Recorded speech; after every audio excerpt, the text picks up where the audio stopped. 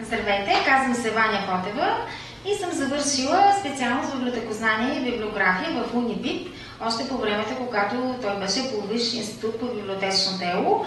Мога да кажа, че съм имала най-добрите преподаватели в нашата област. Това са професор Мария Младенова, доцент Добринка Стойкова, професор Донка Прантомирова, професор Свободозаря Габровска, професор Нели Костова. Едни изключителни хора, преди всичко, които са били мои преподаватели, а след това са били и мои колеги, вече когато аз работех в университета по библиотекознание и информационни технологии. След като завърших Института по библиотечно дело, с дипломата, която получих там, аз продължих по-нататък в по-високата степен, ОКС бакалавър, в Софийския университет Свети Климент Охридски. Завърших там специалност библиотечни информационни дейности и не след дълго време се върнах отново в Унибит, където да си завърша магистърската програма Библиотечен, информационен и културен мениджмънт, която горещо препоръчвам на всички бъдещи студенти. Нека да започна от там, че моето детство е преминало изцяло в библиотеките, тъй като моята майка е библиотекарка и по нейно настояване, с помощта на професор Янкова, аз започнах работа в университетска библиотека при Софийския университет Свети Климент Охридски.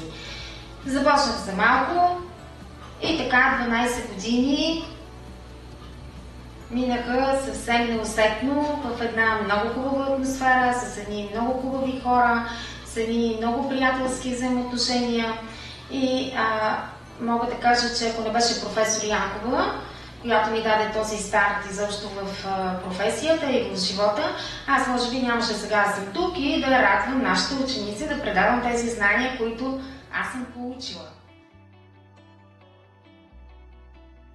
Когато съм завършила университета по библиотекознание и информационни технологии, аз имах възможността да работя 9 години после там, заедно с екипа, който професор Янкова създаде в университетска библиотека. Това са едни изключителни хора, едни изключителни колеги, преподаватели, доцент Силвия Стачева, доцент Ромелина Василева, доктор Камелия Нушева, госпожа Мария Костова, която изключително много ми помогна после за работата ми в училището.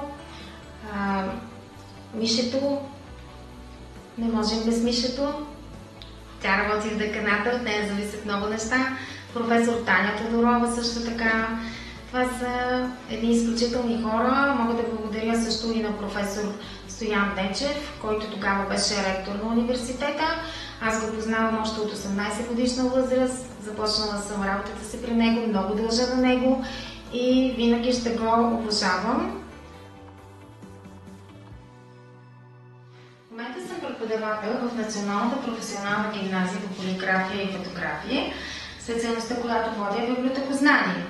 Всичко, което съм научила в Унибит, сега искаме да предадем на нашите деца.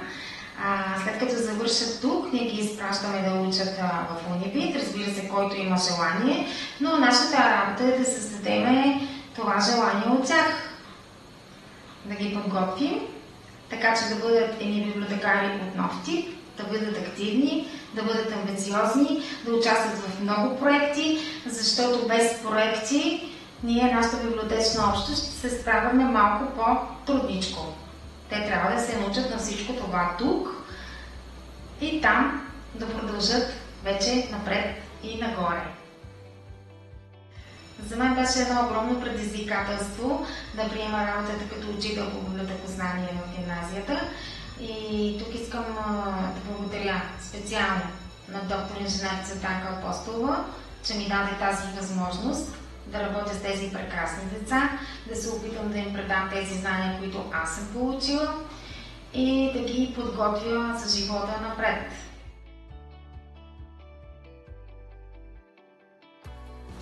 Сега обръщам се към вас, всички настоящи и бъдещи студенти на Унибит.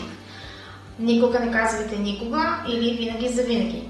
Пред вас стои един човек, който е казал, че никога няма да работи това, което учи. Не само, че го работи, ами и го работи с удоволствие. Преподавателите в Унибит са преподаватели от нов тип, модерни, амбициозни, усмихнати. крак с новите технологии, широко спектърното обучение там ви дава възможност да бъдете полезни и да работите навсякъде.